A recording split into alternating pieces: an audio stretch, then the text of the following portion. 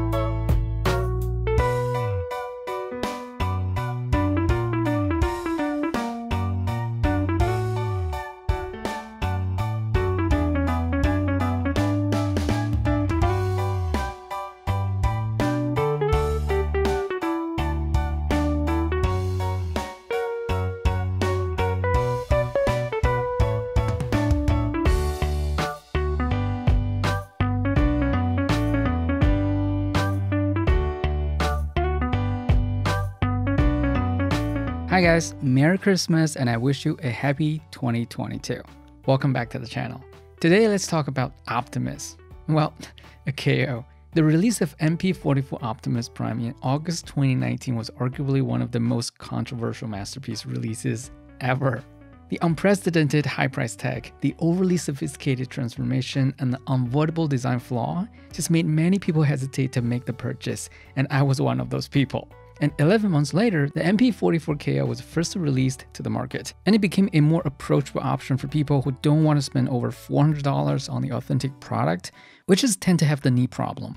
And by the end of 2019, the KO vendor released the second iteration of the mold, fixing some minor issues, which some came from the original figure and others introduced by the KO vendor. I really hope that Takara Tomy could fix the knee problem and reissue MP-44. I'm so eager for a copy. But for now, let's talk about MP-44 using this second edition of the KO. It looks good, it feels okay, but it comes with some minor issues. Let's talk about it. Accessory-wise, the KO keeps most things that interact with the robot and removes the trailer and everything about the trailer. So he comes with a rifle, a signature axe, a jetpack, which actually works with sideswipe, a battle-damaged head and a battle-damaged waist piece, a very rounded cartoon-looking head, a Starscream head and shoulder set, and 2 blaster effect pieces with LED lights. Now here's something about these interchangeable heads. You need to do a little bit of extra sanding of the tabs to make them work properly. Here's a picture to illustrate this. As you see, all you need to do is to sand down these 2 tabs that are holding this connector piece in place so that they can move freely, which then allow the swapping of the heads using these blocks instead of the ball joint of the neck. After this simple surgery, these heads will work as intended, and you don't have to risk breaking the ball joint of the neck. Except for this Starscream head, I just could not figure out a way to take this connector piece out without damaging it. So I guess I'll just have to use this ball joint if I really want to recreate that Starscream scene. Maybe I was not expecting this. The truck mode is very good. I heard people have been complaining about issues like not tabbing together or not rolling well enough. Well, it taps and rolls surprisingly well on my copy. So no complaints. And it scales quite okay with other Masterpiece carbots. A bit small, but okay. Now onto the figure. First, the figure almost has no paint, except for the chrome parts and the gray parts, which I think for a KO might be a good thing because we don't have to worry about the bad paint job or paint chipping. It does make the figure look a bit dull, but I think it's serviceable for its cartoon look. The matte surface kind of gives it an even more cartoony look, well, of course, less premium. The plastic used on this KO is not the best. It's a bit soft. It's not breaking or anything, but it's very easy to create stress marks, so you need to be extra careful. Now take a look at this. I think there might not be an MP-44 Plus version like MP-36 Plus, the Chrome G1 version of the Masterpiece Megatron, because they designed 2 separate Optimus Prime figures to represent the toy and the cartoon look. MP-10 Optimus is the toy look version, which resembles almost every single visible detail on the G1 toy. Just take a look at this. The beefier and more squatted looking body, the long arms which are out of proportion, just like the G1 toy, and the head design is almost exactly the same as the G1 box art. The G1 toy and MP-10 for me are the longings for the toy when I was a kid. I remembered that I saw it once at a mall at around age 7, I guess, and then I could never forget about this red box with a truck in it. This mint box for me is that time capsule that has all these memories. MP-44 on the other side is the fantasy of the cartoon world. He looks like he just walked out of a television. The cartoony look, the more humanoid silhouette. To represent the animated character, it just doesn't get better than this. And because it's Optimus, Takara Tomy didn't just do a simple repaint and call it a day. They gave us the best of both worlds. I'm so grateful for this. A toy look and a cartoon look. As for the articulation, it's just one word. It's crazy. The head is on a ball joint, which gives the head a 360. And also this ball joint is actually on a hinge. So Prime can actually look down quite a bit. And for that ball joint and neck joint, he can look up this much, which is very decent. There are quite a few joints at the shoulder. It goes up almost like 180 because the smokestack actually hit the chest, so it doesn't go further. That's crazy. There's a standard rotation that goes all the way around. And if you pull the shoulder out of the socket, you get the articulation to a whole new level. So first it has a forward butterfly, which gives this Prime a very natural swing forward. That looks very good. And it also swings back almost 90 degrees, so you can actually make some very dynamic poses if the angle's right. So with the combination of these joints at the shoulder, you can just actually pull off some very crazy poses.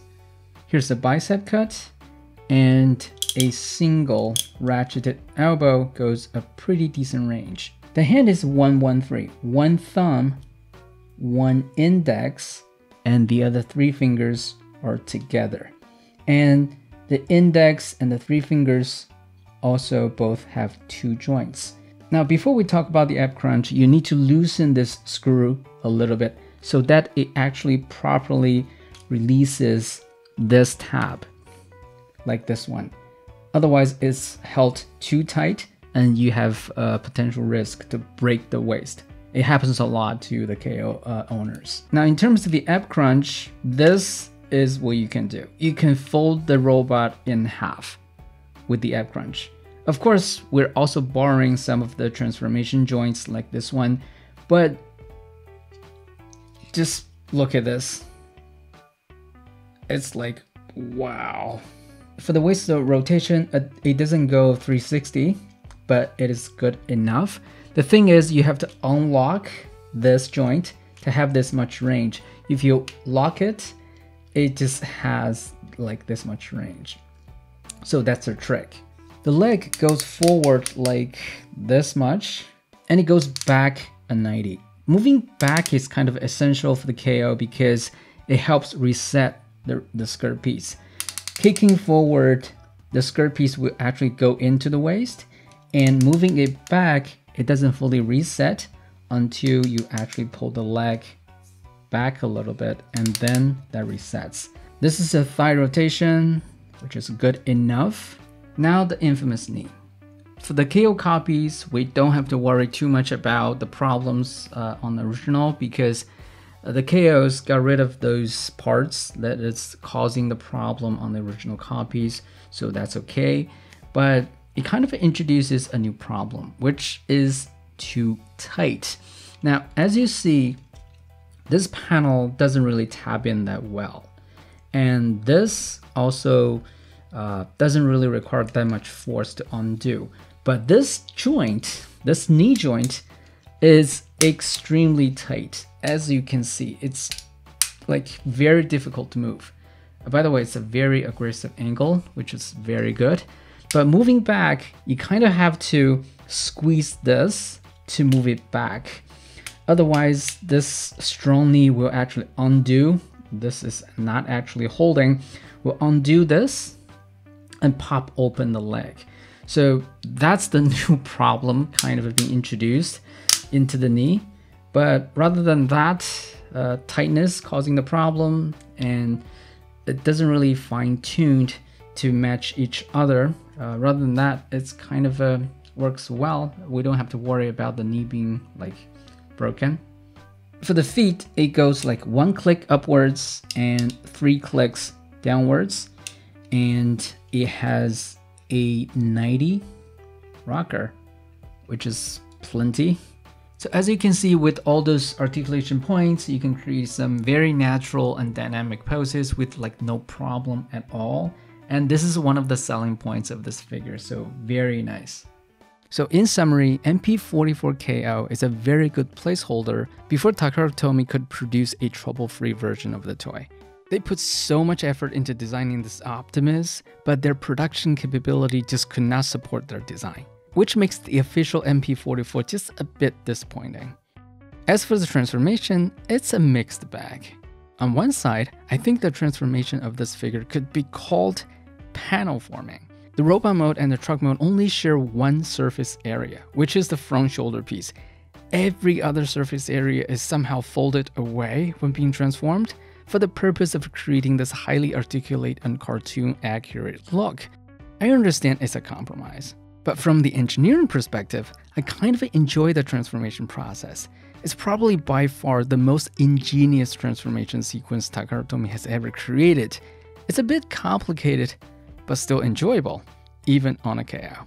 It's a very ingenious transformation process. So that's my thoughts on this figure. I hope you'll like it, and I see you in the next one.